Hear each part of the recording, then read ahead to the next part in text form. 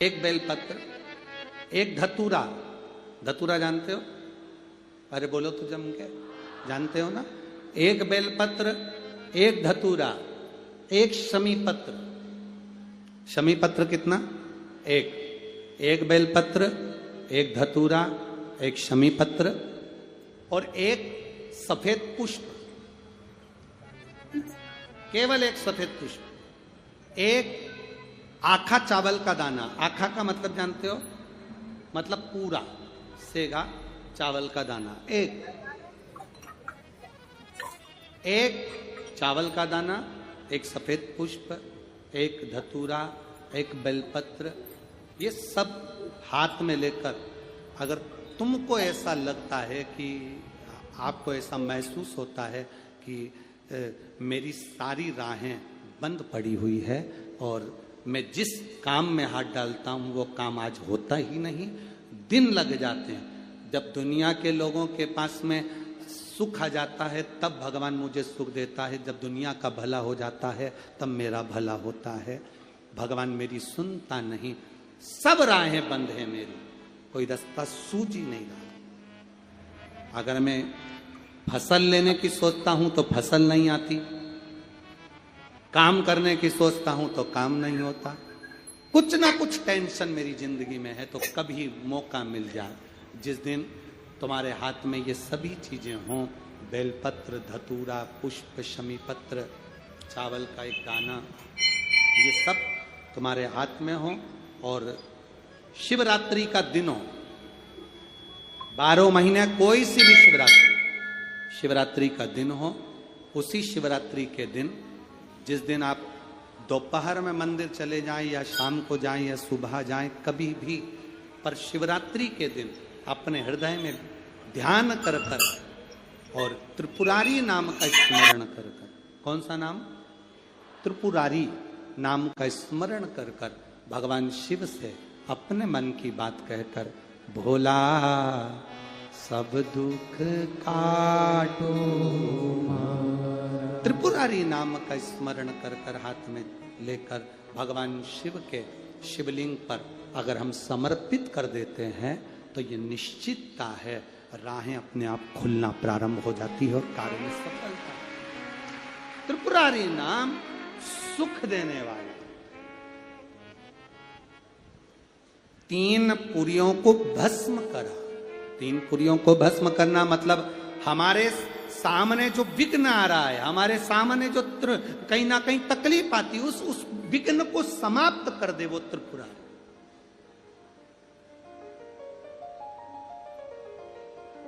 हमारे विघ्न को जो समाप्त कर दे वो त्रिपुरा। शंकर भगवान की शिवरात्रि एक आराधना की रात्रि होती है।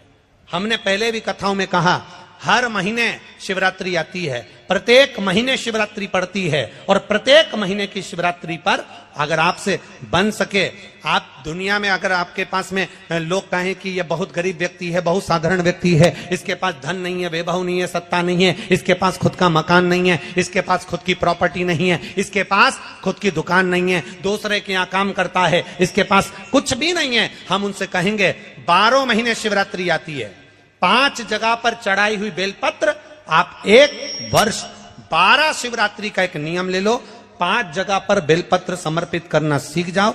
1 बेलपत्र,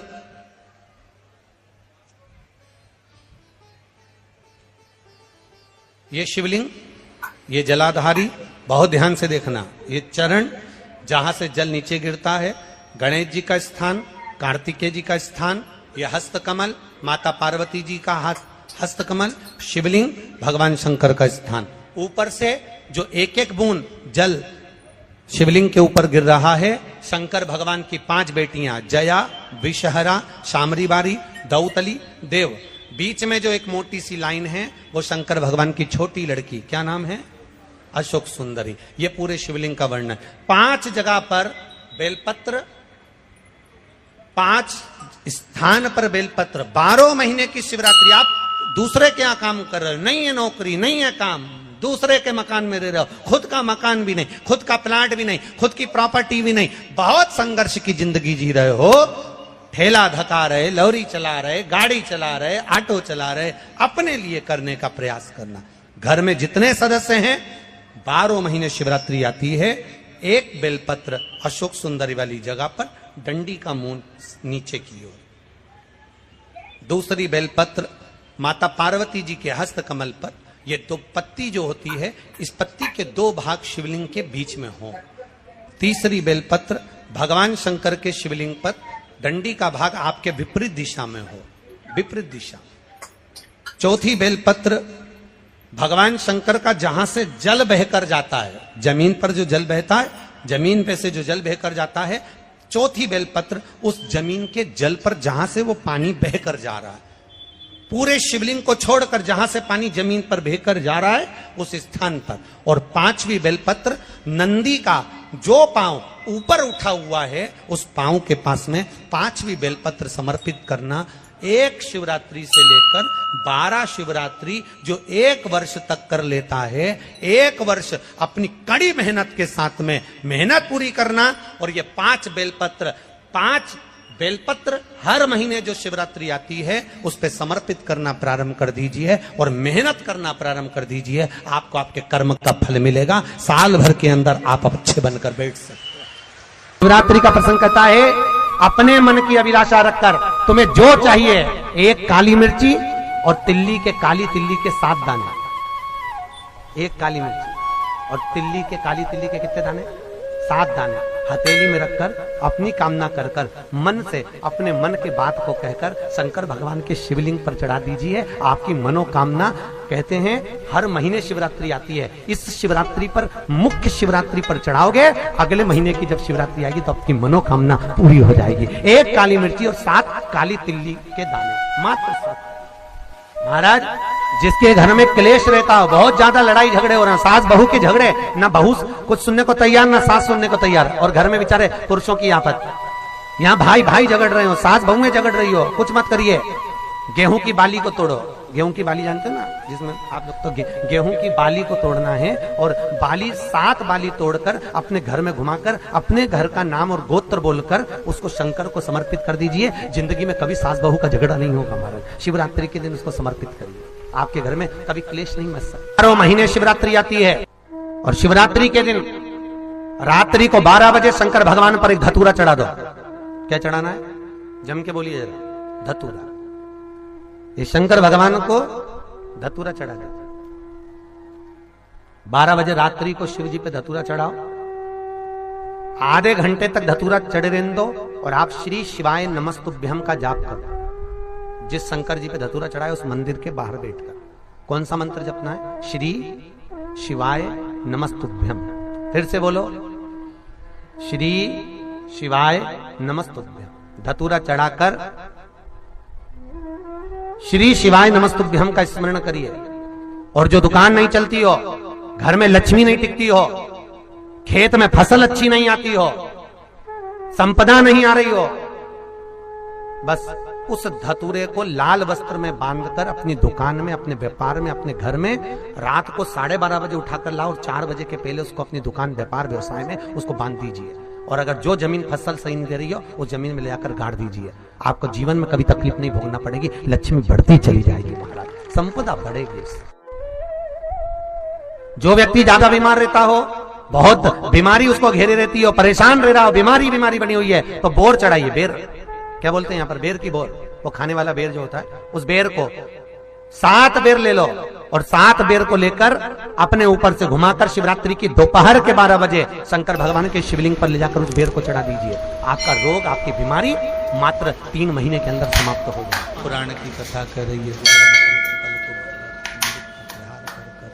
माता पार्वती जी ने कुंदुक प्रहार कर उनका संहार कर दिया। शिव जी का नाम कुंदकेश्वर महादेव पड़ गया।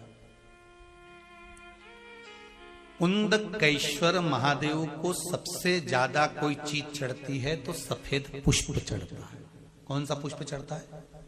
जम के बोलिए जरा, सफेद पुष्प। और बहुत अच्छे से ध्यान रखिएगा, कभी आपको अगर मौका मिले जीवन में और आपके यहां अगर सफेद फूल ज्यादा आ जाता हो तो 12 महीने शिवरात्रि आती है 12 महीने शिवरात्रि आती है, आप किसी कामना से अगर शंकर जी की आराधना कर रहे हैं या आप शिवरात्रि पर व्रत करें ना करें, 12 महीने शिवरात्रि आती है।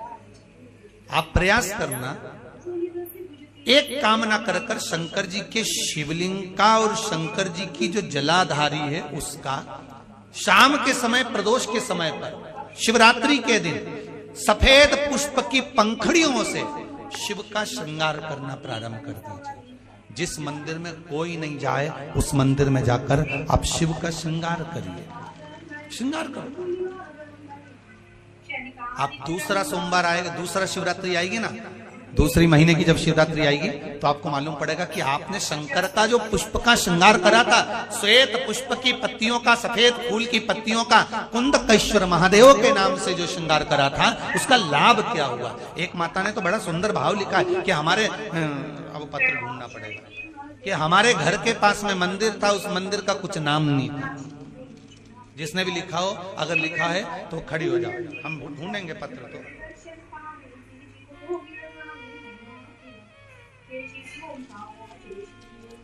उन्होंने लिखा है कि हमारे घर के पास मंदिर था, मंदिर में शंकर जी का कोई नाम नहीं था। हमने पहली बार कुंदकेश्वर महादेव का नाम सुना था। जब कुंदकेश्वर महादेव का नाम सुना तो उन्होंने पत्र में लिखा है, गुरुजी हमने शंकर जी के मंदिर का नाम कुंदकेश्वर रख दिया।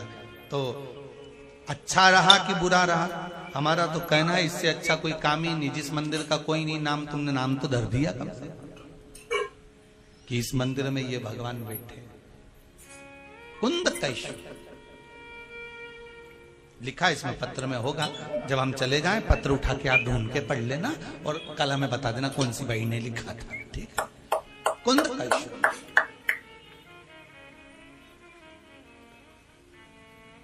सफेद पुष्प की पंखड़ियां, कुंदकेश्वर महादेव। हम तो सबसे कहते हैं आपकी फैक्ट्री ना चले, आपकी दुकान ना चले, आपका व्यापार ना चले, आप मेहनत करो, कर्म करो और फल शंकर के भरोसे पर छोड़ दो। मेहनत करो, कर्म करो, मेहनत से पीछे मत हटना, कर्म करने से पीछे मत हटना, क्योंकि शंकर भगवान भी कहते हैं और भगवान कृष्ण गीता जी में कहते हैं कर्म करने से पीछे मत हटना। साथ में शिव जी एक ही बात कहते हैं, भगवान कृष्ण ने गीता जी में कहा कि कर्म तू कर पर मुझ पर विश्वास रख कर करना। शिव पुराण भी वही कहती है, मेहनत आप करो।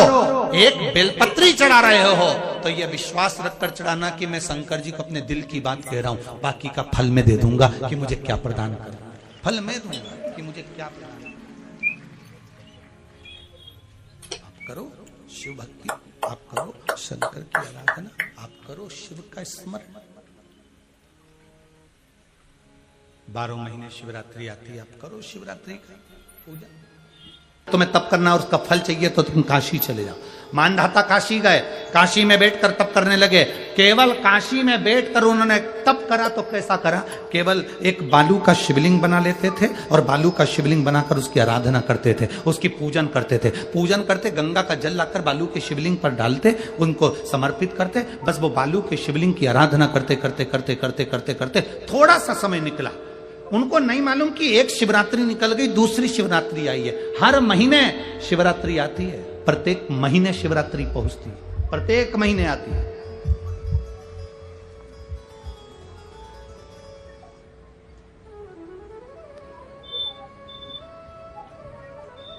एक शिवरात्रि अपन पंजाब में थे, भटिंडा, तब पड़ी थी, जनवरी की पड़ी थी, वो जनवरी की। अब फरवरी की जो शिवरात्रि पड़ेगी वो अपन झारखंड में रहेंगे 5 तारीख से 9 तारीख के बीच में, तो बीच में शिवरात्रि पड़ेगी। इसलिए उस कथा का नाम पतालेश्वर शिव महापुराण की कथा रखी है। हड्डी उसमें मूल है आपका बुढ़ापा ना बिगड़े उसके लिए वो कथा है। 5 दिन की कथा है, 2 बजे से 5 बजे तक आएगी आस्था चैनल पर भी। और झारखंड के आसपास के जितने श्रोता हैं सब सुनो। जमशेदपुर में काजू बागान में वो कथा होगी, बड़े प्रेम से।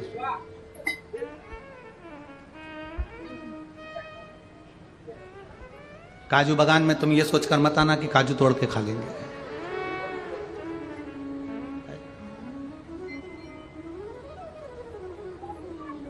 दिल से सुनो उसको। पातालेश्वर शिव महापुराण की कथा, कुछ जगह ऐसी होती हैं उस कथा का मूल, जैसे 7 मार्च से 13 मार्च की सीहोर कुबेरेश्वर धाम की कथा जरूर सुनो, मौका मिल जाए तो 5 माताएं, भाई लोग, बहन लोग जो भी हैं, जीजा जीजी, सब कथा में पहुंचकर उसमें सेवा भी करो और कथा भी सुनो, दिल से सुनो।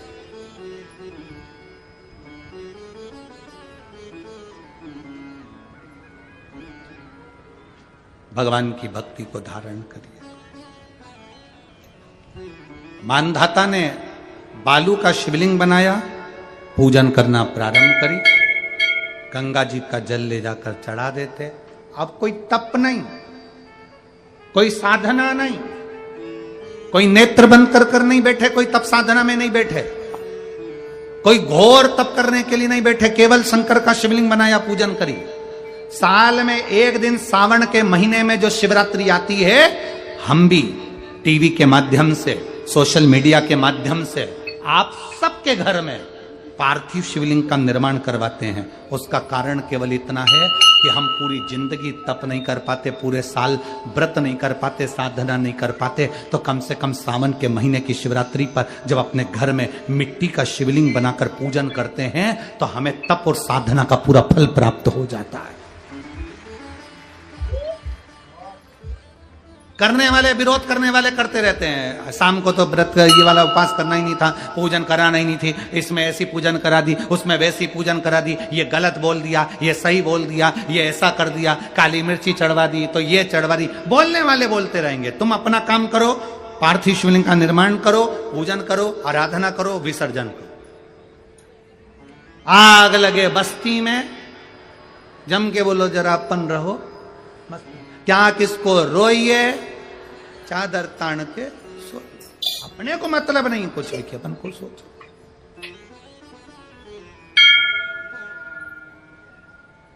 अपनी जिंदगी का सार्थकता सिद्ध करा। मानधाता ने अब कोई तप नहीं करा, मानधाता ने अब कोई साधना नहीं करी, मानधाता ने अब कोई आराधना, बस एक काम करा, शिवलिंग का निर्माण, उसकी पूजन की। आपसे भी निवेदन करते हैं, समय मिला करे, हफ्ते 2 हफ्ते में गमले के अंदर ऐसी मिट्टी को उठा लो शिवलिंग जैसी, और जल चढ़ाकर पूजन करके वहीं विसर्जन कर दो, उसी गमले में उसी मिट्टी को वहीं विसर्जन कर दो।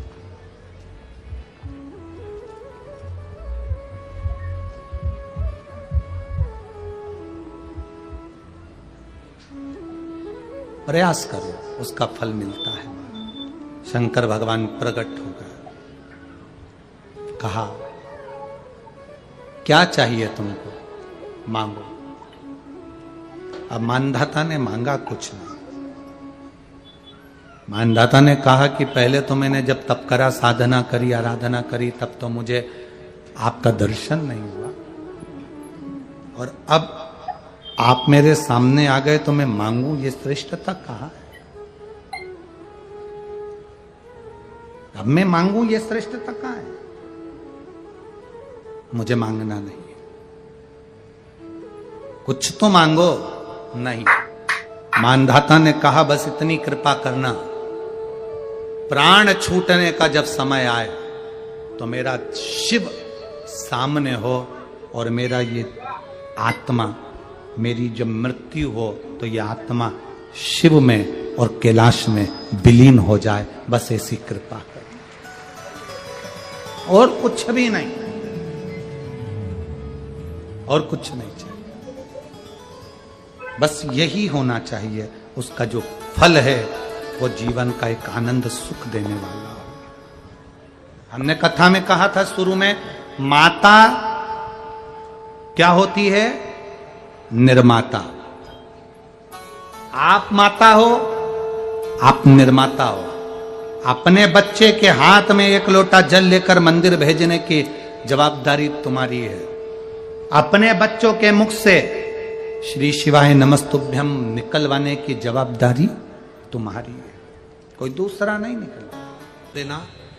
जब तुम्हें तुम्हारे घर में लगने लगे कि एलईडी बंद हो गई है, एलईडियां चालू करिए, एलईडी चालू करिए, एलईडी बंद पड़ी है,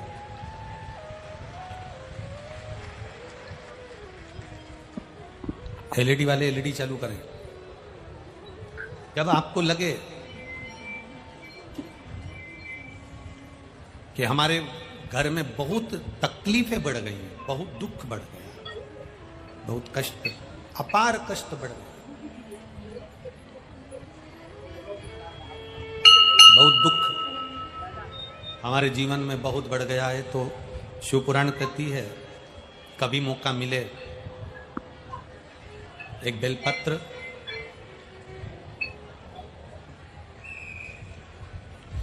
जिसकी डंडी का मुख जहां से पानी बहता है जलाधारी की ओर, समझ में आ रहा है ना, जहां जलाधारी हो और जलाधारी में जहां पानी बह रहा हो,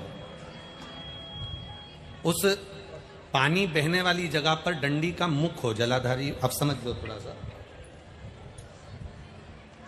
जैसे ये गोल जलाधारी है, ये शिवलिंग है, यहां अशोक सुंदरी है और यहां से पानी बह रहा है। ये डंडी का जो मुख होता है, उस डंडी के मुख को अशोक सुंदरी वाली जगह पर नहीं, बिल्कुल जहां से पानी नीचे बहता है बस वहीं इस डंडी का मुख हो, पत्ती का मुख महादेव की ओर, और एक बेलपत्री जिसकी डंडी आप जब शिव जी को समर्पित करें तो बीच वाली पत्ती का मुख आपकी ओर हो और डंडी का मुख पीछे की ओर, डंडी का मुख पीछे की ओर, पत्ती का मुख आपकी ओर। महाराज शिव महापुराण की कथा कहती है किसी भी 12 महीने में शिवरात्रि आती है, 12 महीने शिवरात्रि आती है, किसी भी एक शिवरात्रि पर, किसी भी एक शिवरात्रि पर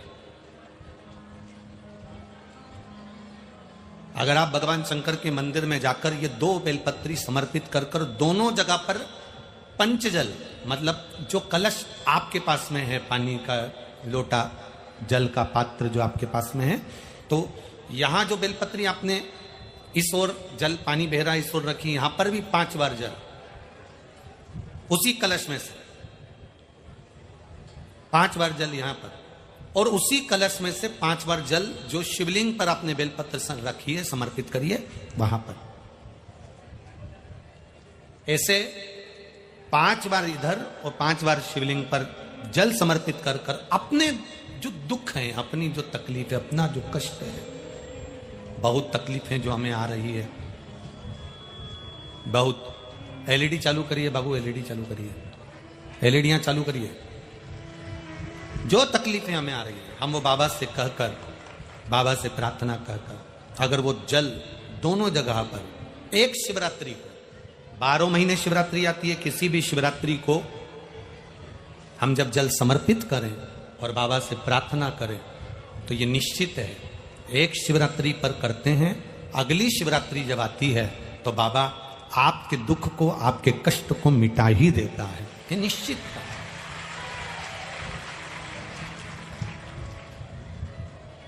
एक बेलपत्र शिवलिंग के ऊपर और एक बेलपत्र बाबा के जलाधारी के सम्मुख, अशोक सुंदर वाली जगह पे नहीं, अशोक सुंदर वाली जगह तो बीच में रह गई, पर थोड़ा आखिरी कोना, आखिरी कोना समर्पण करा। शिव कथा कर रही है, मान लो आपका अगर विश्वास दृढ़ी है, भरोसा पक्का है, जैसे अभी आपको कथा में कहा कि मन आपने अगर शिव को दे दिया है, दिल भगवान शंकर को दे दिया है और विश्वास अगर पक्का हो गया है और आपने वो जल समर्पित किया है, तो ये निश्चित है अगली जो शिवरात्रि आएगी उस तक बाबा आपके दुख को, कष्ट को काट ही देगा। पर विश्वास के साथ फिर निवेदन करेंगे, जल भी चढ़ाओ तो विश्वास के साथ, बेलपत्र भी चढ़ाओ तो विश्वास के साथ, धतूरा भी चढ़ाओ तो विश्वास के साथ, एक पुष्प भी अगर समर्पित कर रहे हो तो विश्वास के साथ करिएगा, भरोसे के साथ करिएगा। कभी मन में आपके भी एक आध बार तो ऐसा प्रश्न उत्पन्न होता ही होगा, आपके भी मन में कभी कभी एक आध बार ऐसा प्रश्न तो आता ही होगा कि शिवजी के गले में पड़ा हुआ सर्प शिवजी को डसता नहीं होगा क्या? भाई सर्प का तो नियम है कि उसको अपना विष उगलना है, सर्प का तो नियम है कि उसको अपना विष त्यागना है, और सर्प अपने विष को त्यागता रहता है। पर शिवजी के गले में वासुकी नाग पड़ा हुआ है, क्या वो विष नहीं उगलता होगा? उगलता है।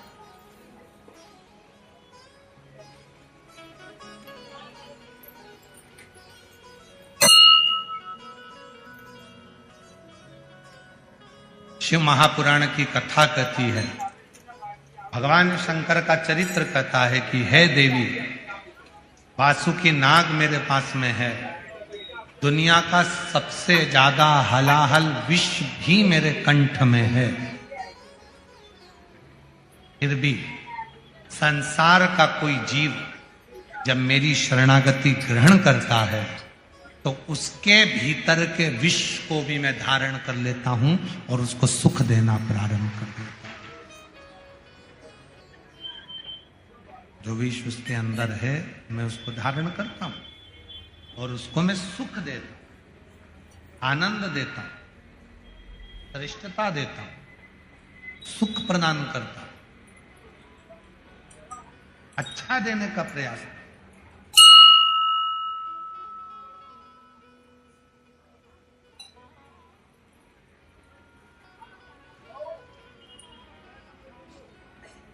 बैठे थे भगवान शंकर, नेत्र बंद थे शिव जी के, और नेत्र बंद कर विराजमान थे भगवान शंकर विराजे हुए, अपने नेत्र बंद है, साधना में डूबे हुए हैं, भजन में डूबे हुए हैं, स्मरण में डूबे हुए, साधना में डूबे हुए।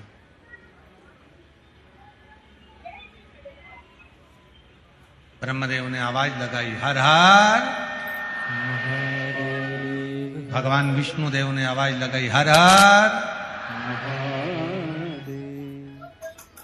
ब्रह्मदेव ने 3 बार ताली बजाई, भगवान नारायण ने 3 बार ताली बजाई। इसलिए आज भी भगवान शंकर के मंदिर में 3 ताली का नाद होता है।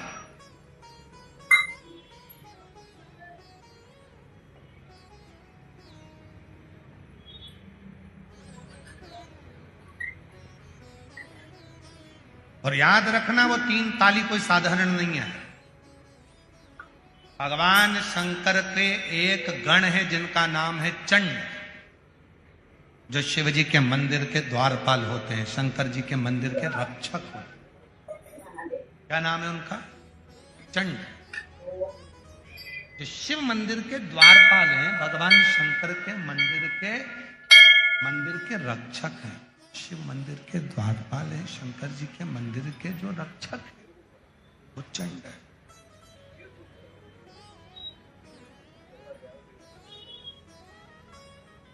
जब हम शिव मंदिर में जाते हैं, भगवान शंकर के मंदिर में जाकर जब हम 3 ताली का नाद करते हैं तो वो चंड आपके हाथों को खाली देखता है। जब ताली कब बजा सकते हो? जब दोनों हाथ, अगर हाथ में कोई वस्तु रखी है तो आप ताली ना बजा पाओ, फिर वो केवल किताब को आप पटक सकते हो, बर्तन को आप लगा, पर ताली का नाद कब होगा? जब आपके दोनों हाथ। तो जब हम भगवान देवाधिदेव महादेव के मंदिर में जाकर 3 बार ताली का नाद करते हैं तो वो चंड भगवान शंकर से जाकर कहता है, इसके पास कुछ भी नहीं है, खाली हाथ आया है, इसलिए इसको सब कुछ देकर भेजेगा, सब कुछ देकर।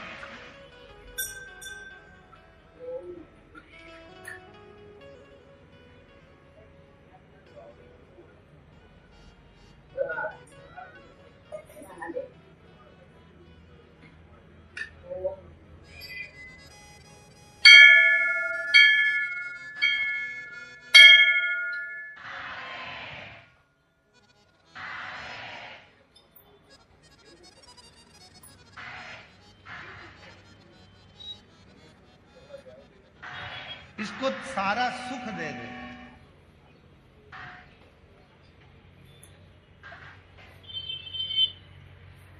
तीन ताली का जो भाव वर्णन किया गया, 3 ताली,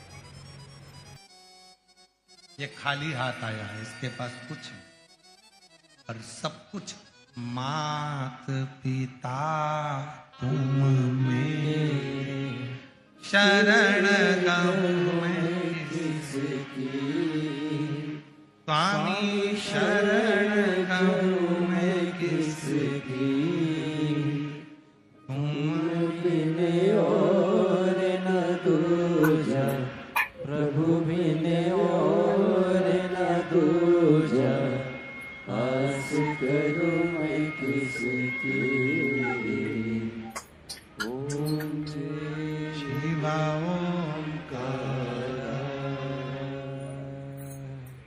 खाली हाथ आया है, कुछ नहीं है इसके पास में, आपको दे। और भगवान ब्रह्मा और भगवान विष्णु और 33 कोटि देवता शंकर जी के सामने जाकर खड़े हो गए। 3 बार ताली का नाद करा। इंद्र कह रहा है, इंद्र पीछे खड़े।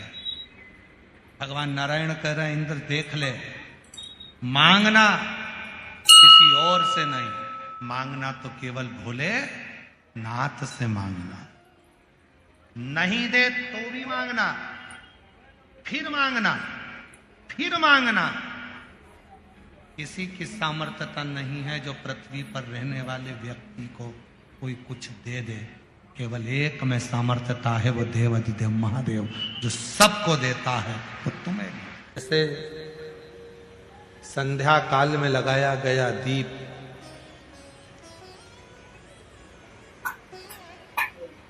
मानदेह नामक असुर का संहार कर देता है। प्रतिदिन एक नियम बनाकर रखना चाहिए कि रोज शाम के समय पर अपने घर में प्रदोष काल के समय पर एक दीप जरूर लगाना चाहिए। और यदि बेलपत्र का वृक्ष है तो उस बेलपत्र के वृक्ष के सामने भी एक दीप अवश्य लगाना चाहिए।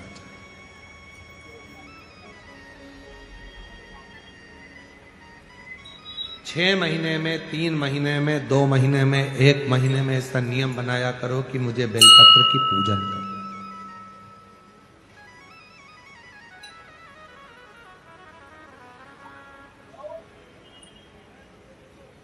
स्वयं माता लक्ष्मी जी ने भगवान नारायण को पाने के लिए बेलपत्र का पूजन किया। जब इंद्र की पूरी सत्ता चली गई थी, सारा की सारा धन इंद्र का चले गया था, असुरों ने उस इंद्र के सिंहासन पर अपना कब्जा जमा लिया था, तब इंद्राणी ने, स्वयं सची माना, इंद्राणी ने शिव जी की साधना की, बेलपत्र के वृक्ष के, बेलपत्र की पूजन कर।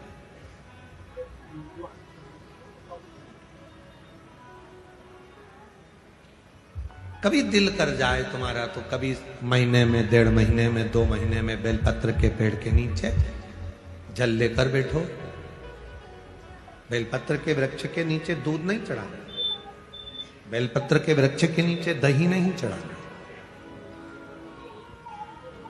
शहद घी नहीं चढ़ाना।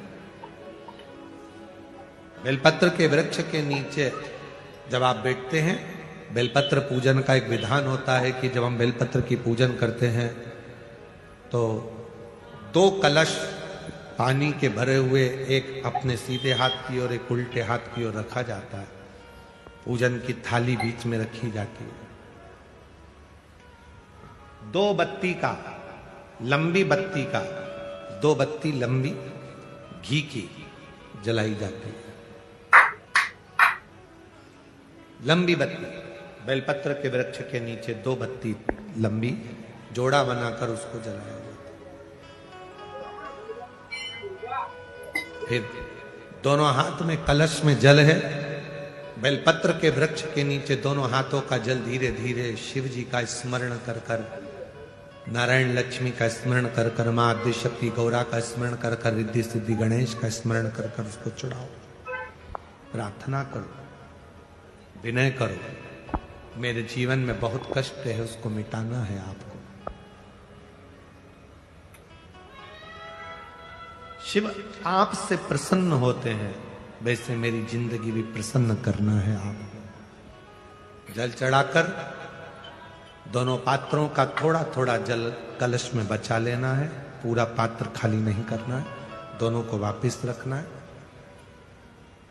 और थोड़ी सी हल्दी पीसी हुई शिव जी के उस बेलपत्र पर लगाएं, थोड़ा कुंकुम वो भी बेलपत्र पर लगाएं, 7 दाने अक्षत के, केवल 7 दाने अक्षत के बेलपत्र को छुआकर अपनी थाली में रख लें। घर पर जब जाएं तो वो 7 दाने अक्षत के और बेलपत्र के वृक्ष में जो चढ़ा हुआ थोड़ा सा जल बचाकर लाए हो वो घर में छीट कर 7 दाने पूरे घर में डालना प्रारंभ करें। महीने में, 2 महीने में, 3 महीने में एक बार करिए, जीवन में किसी के आगे हाथ फैलाने की जरूरत नहीं पड़ेगी। इतनी संपदा बाबा ने, इतनी संपदा। बेलपत्र की महत्वता को लोग जानते नहीं है। एक प्रदोष की महत्वता, एक बेलपत्र की महत्वता। अभी हमने पहले भी कहा, एक कथा प्रदोष काल की रह गई है। एक बार हम दिल्ली बाच रहे थे पर वो पूरी नहीं हो पाई क्योंकि पानी आ गया। हम प्रयास कर रहे हैं उस कथा को कुबेरेश्वर धाम पर, क्योंकि उसमें प्रदोष काल की कथा में टेंट नहीं लगता। वो प्रदोष काल की जो कथा होगी सीहोर कुबेरेश्वर धाम में, उसमें टेंट नहीं लगेगा, उसको खुले मैदान में बांचना पड़ेगा। आप और हम सब खुले मैदान में बैठकर प्रदोष काल में उस कथा को सुने और उसमें प्रदोष की महत्वता को जाने। और हमारी तरफ से हम तो आज प्रकाश जी आपको भी, अजीना भाभी जी आपको भी, दोनों को निमंत्रण दे रहे हैं। जब भी सीहोर में जब कथा हो प्रदोष काल की तो एक दिन कम से कम आप लोग आकर उस कथा की पूजन आपको भी करना रहे। प्रदोष काल की कथा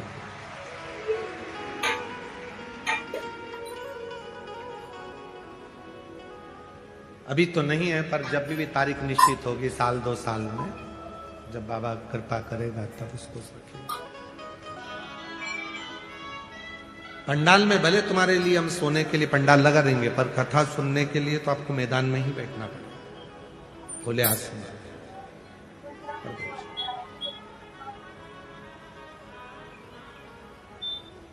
शिव तत्व को जान, बेलपत्र की महत्वता को जिसने जान लिया, आज लोग बेलपत्र को जान रहे हैं कि बेलपत्र खाने से शुगर, बीपी, थायराइड जैसी बीमारियां भी ठीक हो जाती हैं। उस बेलपत्र की महत्वता को जाने। और फिर निवेदन है, आपके शरीर में कष्ट है तो बेलपत्र का सेवन करो। रोज रोज बेलपत्र वैसे ही नहीं खाना। कई बार बेलपत्र खाने से मुंह में छार छार पना जाता है, कई बार मुख का स्वाद भी कम हो जाता है बेलपत्र खाने से। तो निवेदन है, 2 मार्च सोमवार वाले दिन होलिका दहन है और इस दिन पूर्णिमा भी पड़ रही है। और होलिका दहन विशेष सोमवार वाले दिन ऐसे मौके बार बार नहीं मिलते। महाराज, मैं अपनी माता बहनों से कहना चाहता हूँ, जीवन में भारी से भारी विपदा आन पड़ी है तो केवल 2 दीपक, 1 लोटा हल्दी का पानी और थोड़े से चावल के दाने लेकर शिव मंदिर चले जाना। महाराज, जिस घर में धन नहीं टिकता हो, जिस घर में लक्ष्मी का स्थायी वास न हो, जिनके जीवन में समस्या हो, वह होलिका दहन वाले दिन शिव मंदिर जाए। सबसे पहले शिव जी को हल्दी का पानी समर्पित करें। अब श्री शिवाय नमस्तुभ्यम मूल मंत्र का जाप करें, बाबा को अक्षत के दाने समर्पित करें। अब जो साथ में दीपक लेकर गए हैं उसे दीपक को प्रज्वलित कर दे और बाबा को अपने जीवन में चल रही समस्या को बोल कामना विधि करें और चुपचाप घर आ जाए। इस दिन किया जाने वाले छोटे से छोटे उपाय का फल बहुत जल्द ही प्राप्त होता है। एकाग्रित कर सुखा लो, सुखाकर रोज शिव जी की चढ़ी हुई बेलपत्र को सुखाकर फिर उसका चूरा बना लो। जब तुम्हें लगे कि शुगर गड़बड़ हो रही है, बीपी गड़बड़ हो रहा है, थायराइड गड़बड़ हो रहा है, तो 1 चुटकी उसमें से लेके निगल लो, पानी पी लो। बाबा की कृपा से आधा घंटा, 1 घंटे में वो sugar, BP, thyroid sub level में आना प्रारंभ हो गया। उस बेलपत्र की महत्वता को जिसने जाना, कभी कुबेरेश्वर धाम जाओ तो कुबेरेश्वर बाबा के धाम पर जो 200-300 साल पुराना, जो 300 साल के ऊपर पुराना बट वृक्ष है जहां बाबा बैठे हैं, बटकेश्वर महादेव, उसका दर्शन करो। उस पेड़ की छांव में बैठकर बाबा का मंत्र जाप करो। अभी हमने थोड़ा सा उसको बंद कर दिया था क्योंकि वहां बाबा के जोड़ा घूम रहा था तो वो शरीर पर चढ़ जाता था, इसलिए अब स्थान पर वहां जाना थोड़ा बंद कर दिया था, पर पुनः वापिस उसको खोल दिया। बेलपत्र की वाटिका है छोटी सी, उस बेलपत्र की वाटिका के पास में बैठकर भगवान शिव का नाम उच्चारण करो, नाम स्मरण। शिव भक्ति करो जहां तक हो सके, शंकर की अविरल भक्ति को धारण करो।